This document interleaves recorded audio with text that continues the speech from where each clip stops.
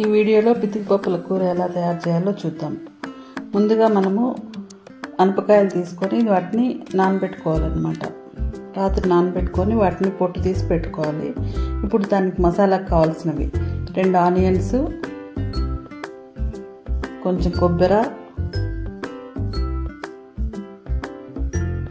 అల్లం వెల్లుల్లి, చెక్క, లవంగము, 1 యాలక.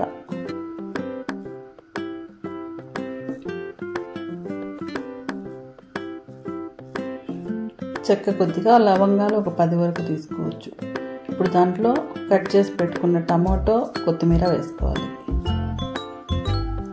దానిలోకి చిన్న స్పూన్తో 4 స్పూన్ల కారం వేసుకోవాలి. 1 స్పూన్ పసుపు, 1 స్పూన్ పసుపు. నేను అర్ధం వేస్తాను కాబట్టి మొత్తం కలిపితే 1 స్పూనే అవుతుంది. అది 4 స్పూన్ల కారం. స్పూన్ చిన్నది కాబట్టి 4 స్పూన్లు. పెద్ద స్పూన్ అయితే 2 స్పూన్లు వేసుకున్నా సరిపోతుంది. ధనియాల పొడి 5 స్పూన్ల వరకు పడుతుంది. స్పూన్ చిన్నది కాబట్టి 5 స్పూన్స్ ధనియాల పొడి. ఇప్పుడు అవి బేడలో 1 కేజీ ముందు రోజు రాత్రి నానబెట్టుకొని వాటిని పొట్టు తీసి పెట్టుకోవాలన్నమాట. దాంట్లో కొద్దిగా జీలకర్ర వేసుకోవాలి. ఆ మిక్సీ జార్లోకి కొద్దిగా జీలకర్ర, కొద్దిగా మిరియాలు, ఇదంతా మిక్స్ పట్టుకోవాలన్నమాట. బాగా పేస్ట్ అయ్యేట్లు మిక్స్ చేసుకోవాలి. దాన్ని మిక్సీ పట్టుకుంటే ఇట్లా పేస్ట్ లాగా వస్తుంది. ఇప్పుడు మనము ఈ 1 కేజీ బేడలు పప్పులు తీసుకున్నాం కదా, ఆ పప్పులకి 1 పెద్ద టమోటా, 2 ఉల్లిపాయలు, సన్నగా తరిగి పెట్టుకున్న ఉల్లిపాయలు, 1 పెద్ద టమోటా సన్నగా కట్ చేసి పెట్టుకోవాలన్నమాట. పొడవుగా కట్ చేసి పెట్టుకోవాలి. ఇప్పుడు దానికి కొద్దిగా కొత్తిమీర, కొద్దిగా కరివేపాకు కావాలి. ఇవన్నీ తిరువాతలు వేసుకోవడానికి అన్నమాట. అది మనం మిక్స్ చేసి పెట్టుకున్న పేస్ట్, మసాలా పేస్ట్.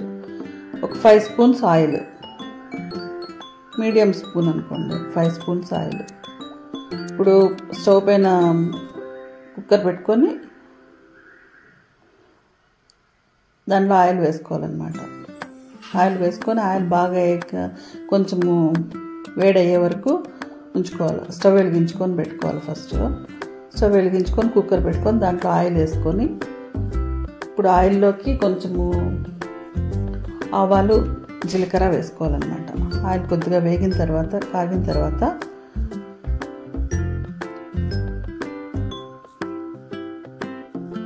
ఆయిల్ కాగిన తర్వాత కొద్దిగా ఆవాలు,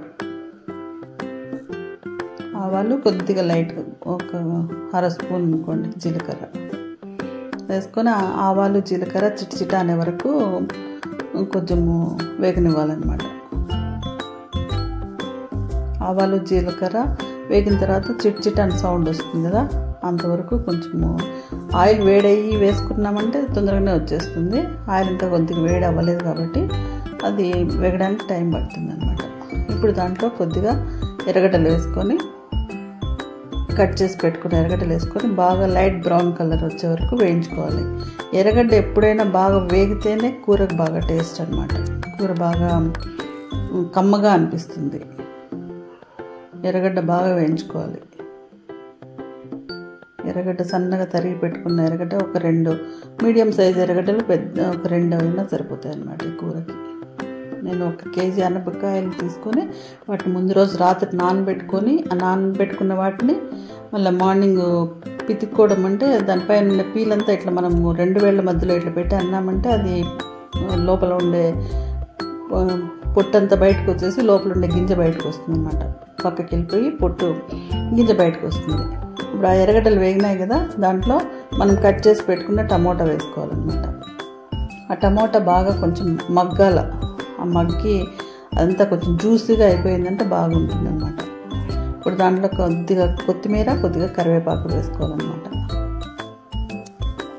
కొద్దిగా కరివేపాకు, కొత్తిమీర వేసుకొని ఆ టమోటా వేగే వరకు వేయించుకోవాలన్నమాట. ఇప్పుడు దాంట్లో మనము మిక్స్ పెట్టుకున్న ఇది ఉంది కదా, పేస్ట్ ఉంది కదా, మిక్సీలో వేసుకున్న మసాలా పేస్ట్, ఆ పేస్ట్ అంతా వేసి మనం అక్కడ ఏ ఒక్క దినుసు కూడా వేయించలేదన్నమాట. కాబట్టి ఇక్కడ ఆ పచ్చివాసన పోయే వరకు వేయించుకోవాలి. పచ్చివాసన పోయిందంటే టేస్ట్ బాగుంటుంది. కలర్ కూడా బాగా చేంజ్ అవుతుంది, లైట్ బ్రౌన్ కలర్ వస్తుంది అన్నమాట. దాన్ని బాగా వేయించుకోవాలి.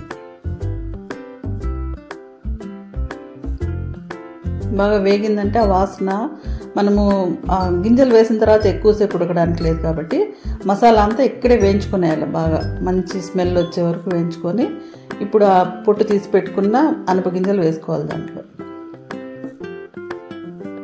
అనపగింజలు వేసుకొని బాగా ఆ మసాలా అంతా అనపగింజలకు పట్టేటట్లుగా వేయించాలన్నమాట.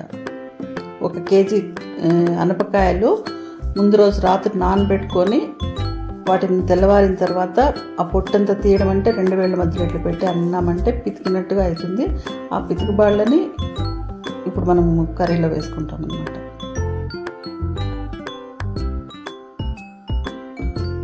మామూలుగా సంక్రాంతి టైంలో దోశలకు వాటికి ఎక్కువ యూజ్ చేస్తారన్నమాట. ఇది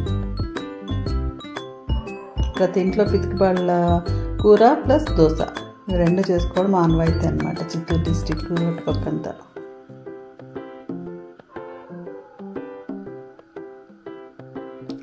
బాగా కొంచెం ఆ మసాలా అంతా పితికిబాళ్ళకి పట్టాలన్నమాట. పట్టే వరకు వేయించుకోవాలి బాగా. ఇప్పుడు వేయించుకున్న తర్వాత అది దాంట్లో ఇప్పుడు ఇక్కడే సాల్ట్ కూడా వేసుకోవాలి సార్. మనం సాల్ట్ మనకు టేస్ట్కి తగినంత, ఆ కర్రీకి సరిపోయేంత సాల్ట్ వేసుకోవాలి. అది 2 స్పూన్స్, కొంతమంది కొంచెం ఎక్కువ తిన్నారంటే 2.5 వరకు కూడా వేసుకోవచ్చు. 2 స్పూన్స్ వరకు సాల్ట్ పడుతుంది. సాల్ట్ అంతా గింజలకు మసాలాకు అంతా బాగా పడుతుంది. నీళ్ళు వేసిన తర్వాత వేసినామనుకో అంత ఆ నీళ్ళలోనే ఉండిపోతుంది, ఆ గింజలకు పట్టదు అనమాట సాల్ట్ ఎక్కువ. అందుకని ఇప్పుడు వేసుకోవాలా. ఇప్పుడు మనకు కొంచెం కర్రీ లూజ్గా కావాలా, కొంచెము కర్రీలాగా ఉండాలనుకుంటే ఒక 3-4 కప్పుల వరకు నీళ్ళు పోసుకోవచ్చు. లేదు చపాతీకి కొంచెం గట్టిగా ఉండాలనుకుంటే 2 కప్స్ వేసుకున్నా సరిపోతుంది. ఇప్పుడు బాగా దాన్ని అంతా తిప్పేసి అంతా మిక్స్ అయ్యేట్లు ఇది చేసుకోవాలన్నమాట.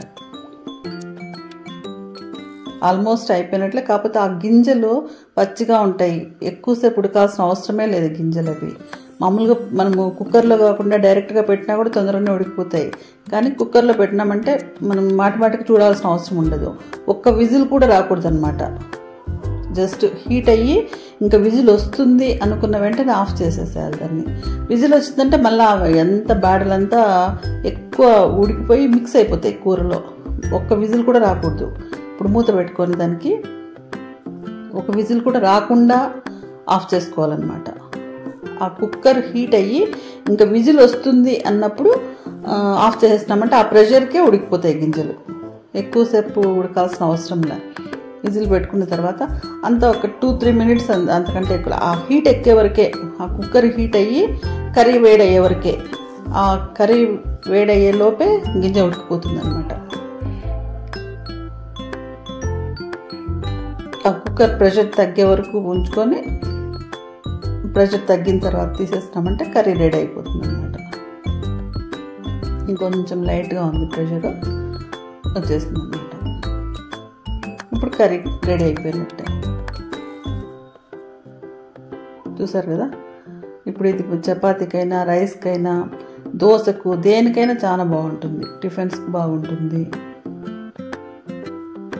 చాలా టేస్టీగా ఉంటుంది. మీరు ట్రై చేసి తప్పకుండా చూడండి.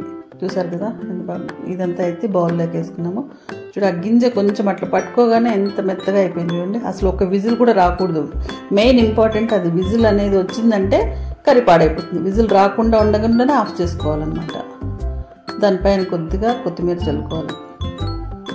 చూసారు కదా పితికి పప్పుల కూర ఎంత బాగుందో.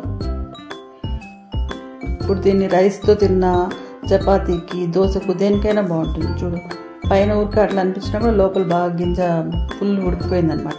ఇంకొక విజిల్ వచ్చే వరకు పెట్టినామంటే మళ్ళీ ఆ మాత్రం ఉండి కూడా గింజ కనిపించదు. ఇంకా పూర్తిగా పప్పులాగా అయిపోతుంది ఒక రకంగా.